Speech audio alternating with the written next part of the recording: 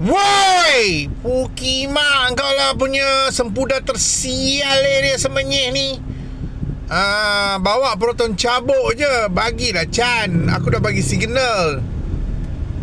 Kau nak laju-laju pergi mana? Confirm mak bapak Pukimak engkau dah penuh-penuh kubur, ya, berulat dekat semenyih ni. So engkau pula lah turn. Binatang punya sempudal tersial. Nak laju-laju, lah jumpa balik dekat traffic light. Kimak kau lah. Woi, perlahan sikit lah semenyih. Pantat lah kau. Binatang bodoh. Binatang bodoh. Binatang bodoh. Binatang bodoh. Kimak.